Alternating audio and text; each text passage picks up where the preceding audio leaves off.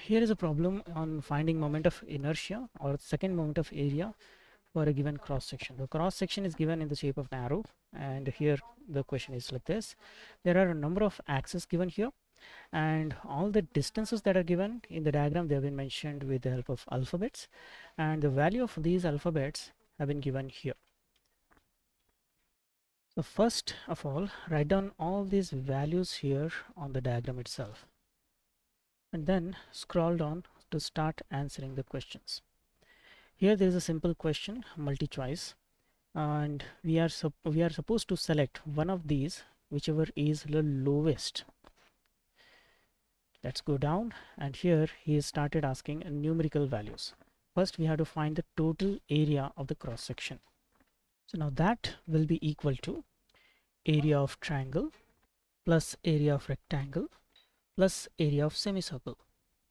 Now area of triangle is HB by 2.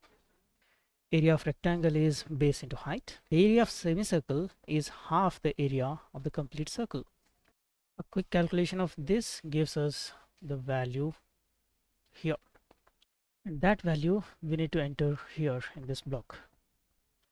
The next box asks us the centroid distance. So the distance y bar will be calculating using the formula sigma ay by sigma a. Sigma a being the total area of this cross section, which we have already calculated.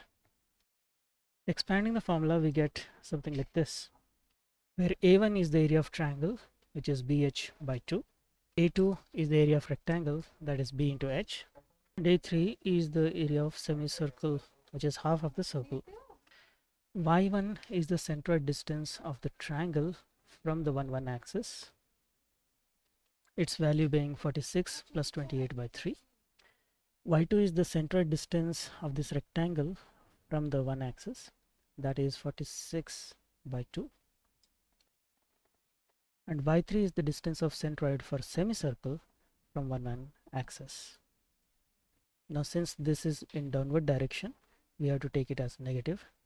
We'll have to substitute the values of areas and the values of y into the equation.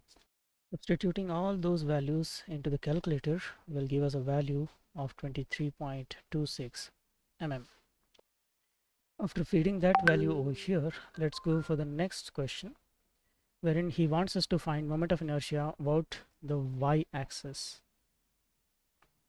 Now this one is passing through the centroids of all the three elements, and hence it can be taken as the sum of moments of inertia about centroid of all the three elements. Now for the symmetric triangle, it is BA cube by 48. For the rectangle, it is CD cube by 12. And for semicircle, it is pi r power 4 by 8. Calculating it, we get this much mm power 4.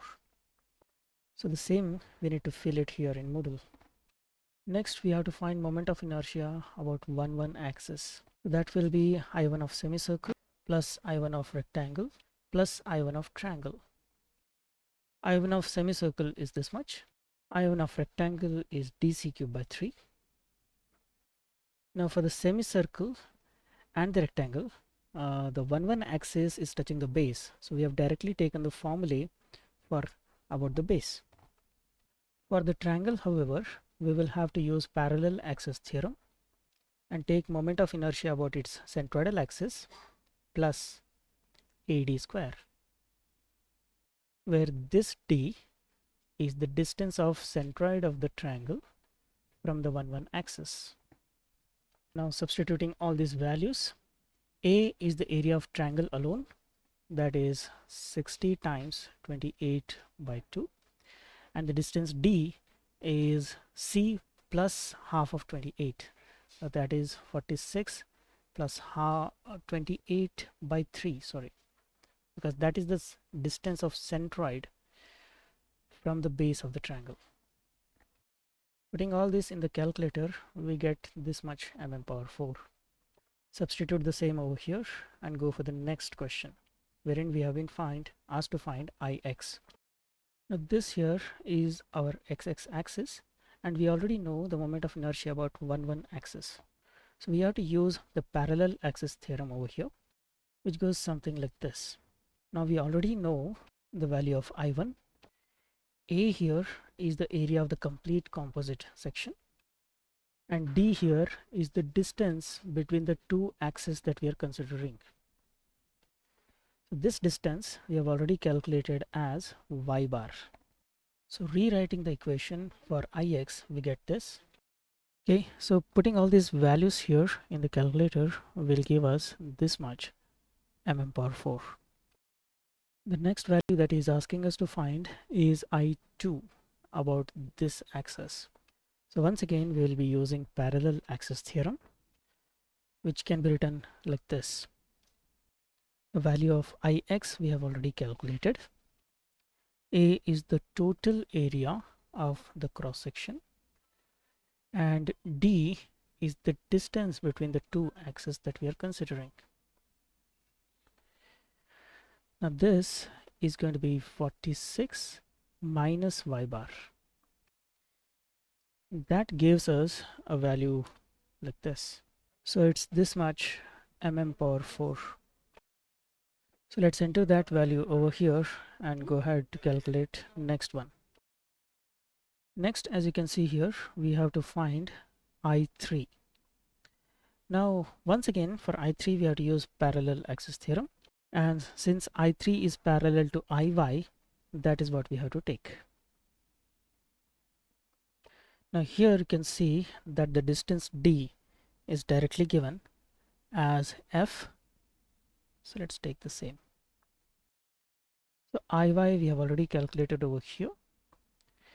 A is the total area of the cross section, and F value is directly given in the diagram.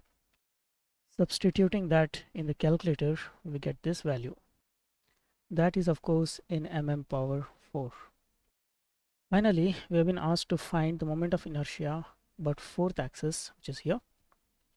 So once again we'll have to use parallel axis theorem, and the axis 4 is parallel to Ix, so that's what we have to take.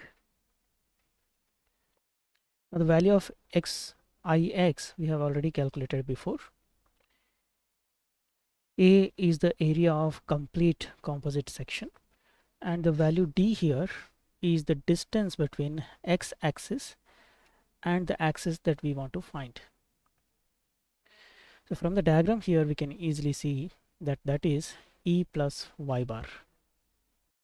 Substituting all these values here in the calculator gives us this. So this much power 4. The same needs to be just inserted here, and that's it. We have completed all the questions. Once all the questions have been answered like this, just click on submit and finish.